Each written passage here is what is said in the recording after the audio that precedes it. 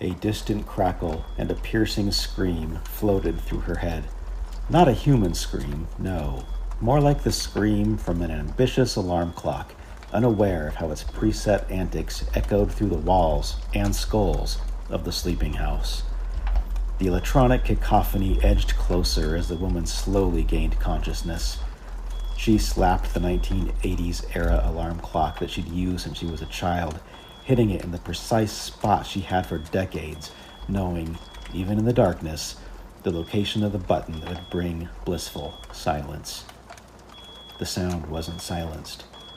Instead, it was amplified by the synapses in her brain waking from a deep slumber. The numbers on the clock, the same ones she'd examined and analyzed each night as a child, taunted her with its display of little red digital sticks taking the form of 333. The two vertical dots between the threes steadily blinked precious seconds away. Full consciousness kicked in like a lightning strike. Smoke alarm. A flickering orange glow barely visible in the hallway outside the mostly closed bedroom door. Panic. Seconds on the clock now blinked like minutes.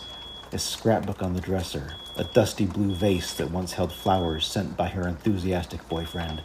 That same man, only different now, slept next to her as a husband. The vase had been empty for nearly 15 years. She looked toward the closet where backup hard drives and cameras were safely stored. Clothes and memories were scattered through the room. Hoots of her children's laughter echoed in her memory. Another second ticked away. The orange flicker intensified, then was blocked by a choking black cloud. "Fire! Fuck! Get the kids!" she screamed. Her husband was already out of bed and clumsily plunging a leg into a set of worn jeans he'd grabbed from the floor. He stumbled toward the light switch and pawed at it, but no light. The alarm clock no longer marked its painfully slow progress of time. He disappeared from the bedroom and into the smoke and the fire-ravaged hallway, presumably toward the bedrooms of their three precious children. She followed. Smoke filled her lungs. Unable to see, she knocked the blue vase to the ground as he reached toward the doorway. The sound of approaching sirens filled the space before the vase shattered on the wood floor. It was the last sound she heard before waking up. She could breathe. Clean air filled her body, and the loving embrace of a blanket warmed her bare skin. Her husband smiled at her in a way she hadn't seen since they dated. A loving, youthful smile, filled with adoration and a promise of memories that never happened. A child snuggled in each of his strong arms brought her a sense of peace like she'd never known. Relief cascaded upon her like the concussion of a sudden tropical rainfall. The fire didn't feel real. Was it? Here was her family, safe, loving, smiling, all enveloped in safety.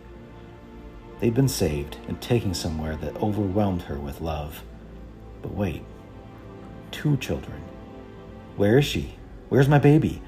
The panic set in, the same feeling from what felt like moments ago when she realized the house was on fire. Everyone was so happy, the baby had to be here. Where is she? She got out, right? She's here? Please, God, tell me she's here. Her husband's smile dissolved into the night. His eyes sank and lowered. "She's not with us," he told her.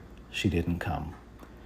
He touched his wife's chin, looked at her in the eyes, and said, "She's the one who lived."